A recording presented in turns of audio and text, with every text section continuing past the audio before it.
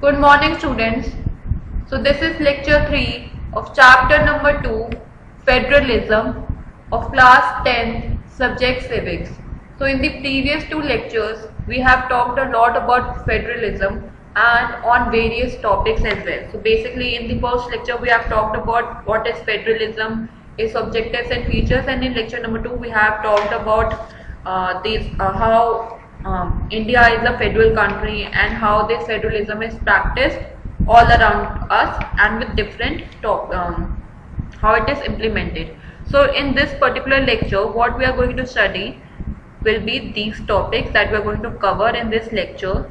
So first of all, we will talk about the benefits and disadvantages of federal practice. So firstly, we will discuss about the benefits and disadvantages of federal practice.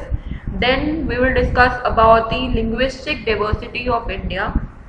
Then decentralization in India and need for decentralization in rural and urban government of India. So these will be the topics that we are going to discuss in this lecture. So we are starting now. So first of all, we will discuss about what were the real success of federalism in India. What made this federalism that we have applied in India, was it a great success or not? So basically how it worked, what were the benefits that occur in India were basically the nature of democratic policies improved, the policies that have been applied before the independence and after it is implemented after the independence, so it is totally different. The nature of democratic policies have been improved to on various terms, and the respect for democratic policies was also improved. So the changes that have been made in the policies have improved the nature, the respect for these democratic policies a lot, and people were desiring for living together. Because of this only, the people were desiring to live together. They want to abandon these differences, this division, and they want to come together and work together, and they want to live together. So these were basically what about the real success when we talk about the federalism in India were these three things that happened, that brought about the real success of federalism in India. Then the disadvantages and undermines the spirit of federalism was basically the center misusing the constitution to dismiss the state government that was controlled by the rival parties. So basically the central government were misusing their power to defame and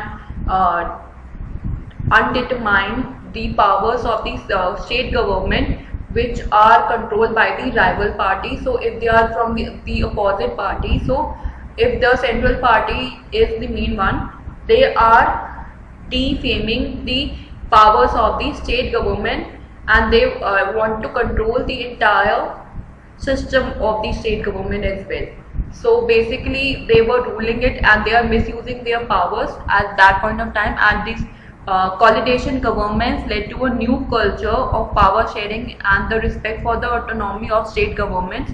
So basically this coalition government that happened that time, this was a lead to a new culture of power sharing, because they can come together and form a party together, and this was basically the respect for this autonomy of the state government. So the power of state government improved at that point of time, and this new culture have inbuilt the power for the state government, and now it was quite equal between the central government and the state government. So power was shared on an equal level.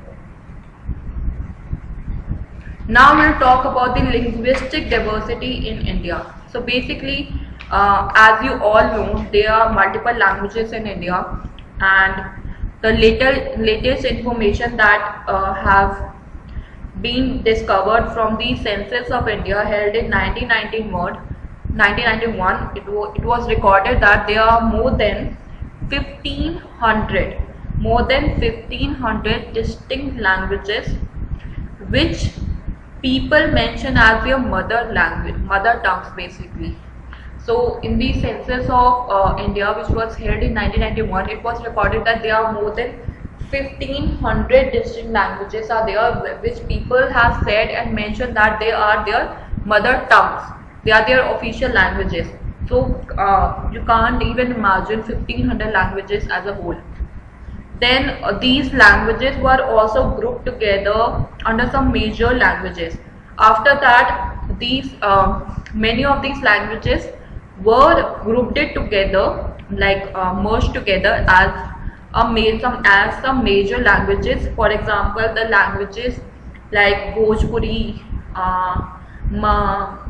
Chhattisgarhi, Rajasthani, Bihi, and many other languages were there that was grouped together and merged together as a language, and many other language was also grouped together under Hindi also. So many languages were grouped under Hindi language also. Even after this grouping of these languages, the census found that there are 114 major languages also. After the merging also, after these grouping of these languages also, the census found that there are more than 114 major languages, and out of these, 22 languages are now included in the 8th schedule of the Indian Constitution and are known as the scheduled languages. And others are called the non-scheduled languages. They are also part of the Constitution, but they are under the category non-scheduled languages. And in terms of language, India is perhaps the most diverse country in the world. As you all know that India is one of the most diverse country in the world when it comes to religion, language, culture, and all these things. And when you look in the table that is given to you on page number 22, there are multiple languages that have been given to you, and in India the proportion of speakers are also there. So there is a particularly table that have been given to you. You can look at in your book, and you can see there are so many languages, and the proportion of speakers are also there that has been given to you. So, and there are multiple codes also that have been written by some people around it, and it was published in Times of India on November 1, 2006. So you can read that also, and we can discuss about it in another lecture. Now we will talk about decentralization in India. So what does decentralization means? When the power is taken away from the central and given to other levels of government is called decentralization. So basically, when the power is taken away from the central government and it is given to the other levels of the government, it is called decentralization. And it plays a very important role in democracy. How? Because it helps to reduce the burden of central government. So first of all, it reduces the burden of central government. Then it helps to increase the participation of people in democratic process. It helps other people also to participate in the democratic process, and it helps to solve these local problems efficiently. Basically, it helps to solve the local problems also. If it will be in the hand of one person, how he can go through the local problems of the country. So it helps to solve the local problems effectively. Then local self-government is called school of democracy. Because of these local self-government that have been take place, it is also known as the school of democracy. So we have so far discussed about these two tiers of government in our country, basically the central and state. But a vast country like India cannot be run only through these two tiers. Why? Because these states in India are as large as independent countries of Europe. Because the states that are present in India, they are as large as the countries in Europe, and in terms of population, Uttar Pradesh is bigger than Russia. When we count on the terms of population, Russia is itself like Uttar Pradesh is bigger than Russia, and Maharashtra is about as big as Germany. Many of these states are internally very diverse, and there is a need for power sharing within these states also. So that's why this local self-government comes under. This federal power sharing in India needs another tier of government, which is local self-government, and this is the rational for decentralization of power, and it is the third tier of government, which is the local self-government.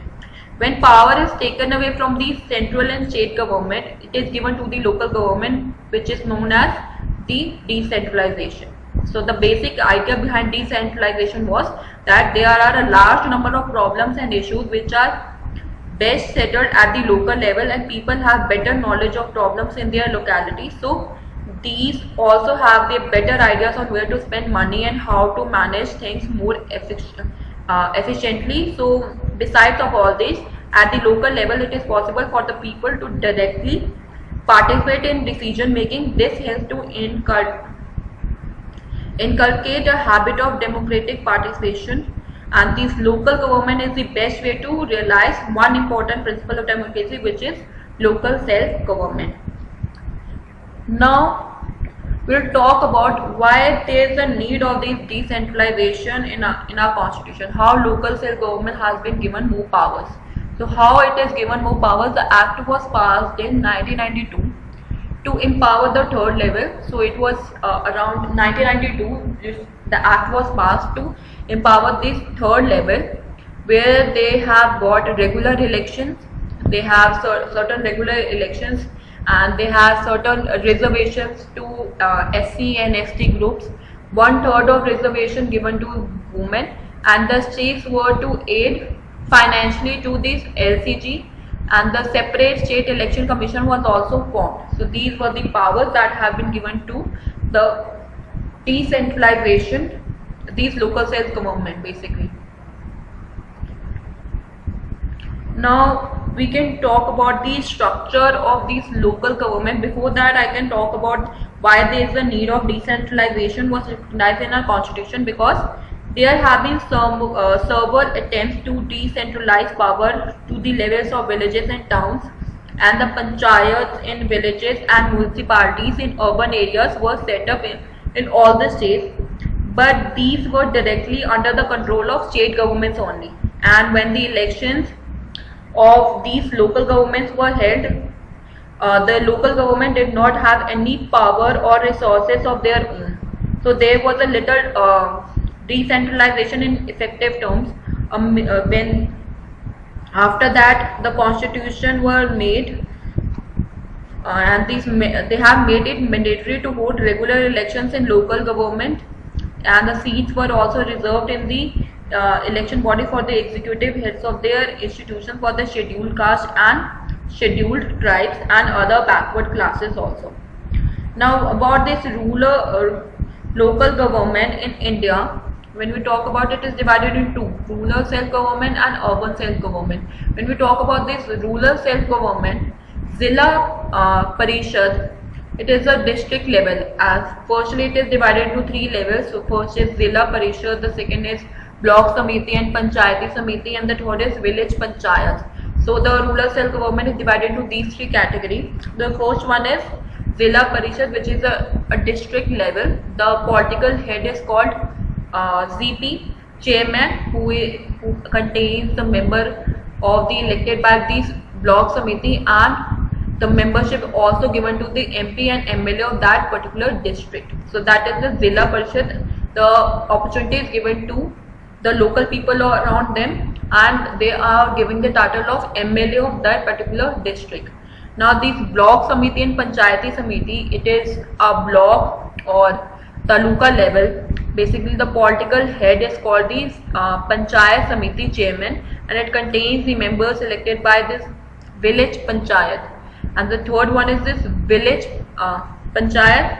It is at every village or consisting the group of 2 or 3 village together. It contains the member elected by the villagers. The political head of the village is called the Sarpanch, and the most important community in villages is the Gram Sabha, which are the people who are living in that particular village. That are the Gram Sabha, which are there. They are present at that point of time. So basically the local government is popularly known as this Panchayati Raj here. This whole system is known as Panchayati Raj, and each village or a group of village in some states have a gram panchayat. Gram panchayat means that they have their own set of people who are making their laws and making their own decisions.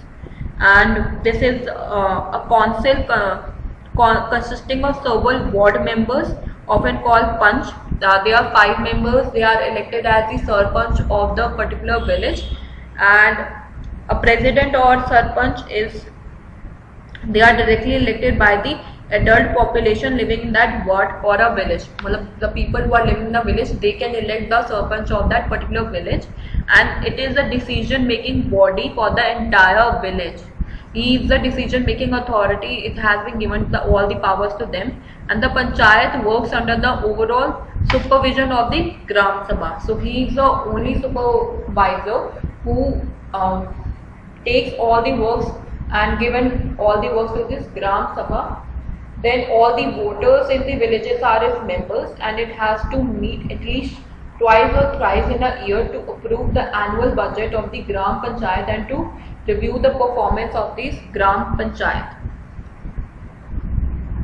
Basically, the rural local government is popularly known as Panchayati Raj. This is a council consisting of several ward members, often called panch, and a president or a sarpanch. It is a decision making body for the entire village. And a few gram panchayats are grouped together to form what is usually called a panchayat samiti or block mandal. All the panchayat samiti or mandals in the district together consist of this Zilla Parishad. Now we talk about the structure of local self-government in urban self-government. So basically, in this urban self-government, there are 2 members who are this municipality and this municipal corporation. So the local government structure goes right up to this district level. A few gram panchayats are grouped together to form what is usually called a panchayat samiti or block or mandal, and the members of this representative body are elected by all the panchayat members in that area. So all the panchayat samitis or mandals in a district together consist of the Zilla Parishad. Most members of the Zilla Parishad are elected, and members of this local sabha and MLAs of that district and some other officials of other district level bodies are also its members. So basically, it is talking about the we have talked about this rural self-government. Now when we talk about this urban self-government, the municipality is it is at town level, not at village level. It is at town level, and it contains the members elected by the citizens of the town. So basically all the citizens of the town, and the political head of the municipality is municipality chairman. Who is the head of this municipality is known as the municipality chairperson. And this municipal corporation, it is at city level. That was at town level, and this is at city level. It contains the member elected by the citizens of the city, and the political head of the municipal corporation is mayor. So basically, when it is around city level and it contains the members elected by the citizens of the city, the political head of the municipal corporation is mayor. So these local government bodies exist for urban areas as well, basically, and these municipalities are set up in towns and cities. Big cities are constituted into municipal corporations, and both municipalities and municipal corporations are controlled by elected bodies consisting of people's representatives. Municipal chairman is the political head of this municipality, and in a municipal corporation such an officer is called a mayor.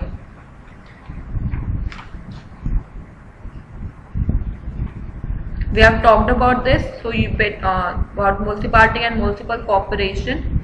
Now the deficiencies of this local self-government, basically what are the disadvantages of this local self-government is that there are certain financial needs which are not met in a proper way.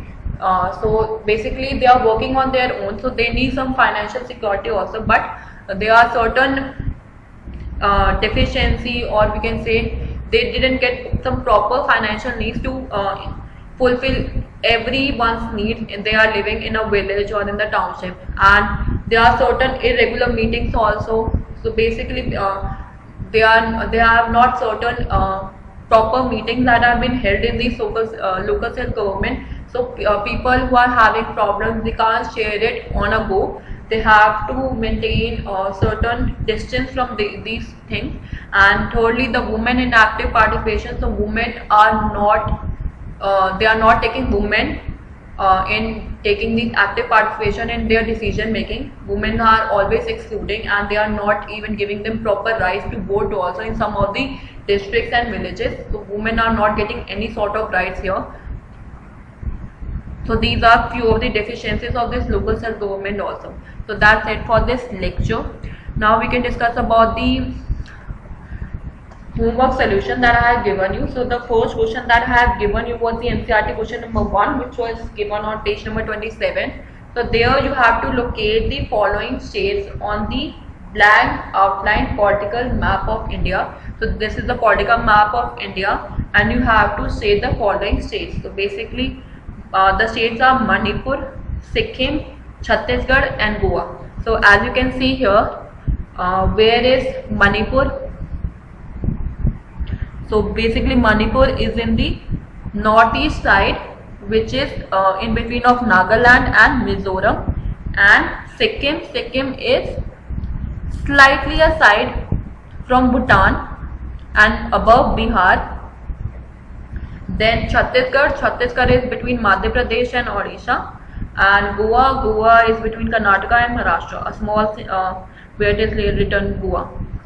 So these are the 4 states that you have marked in a political map, and you have to do that. And the another question was you have to identify and shape 3 federal countries on a blank outline political map of the world. So you have to mark any of these countries you can mark on the political map of the world. So basically, other than India, these are the countries that have this basically they are the federal countries: Argentina, Australia, Austria, Belgium, Brazil, Canada. Anyone you can take, any 3 you can take. Nepal is there, Pakistan, Russia, South Africa, Switzerland. You can take anyone. These are the federal countries of the world.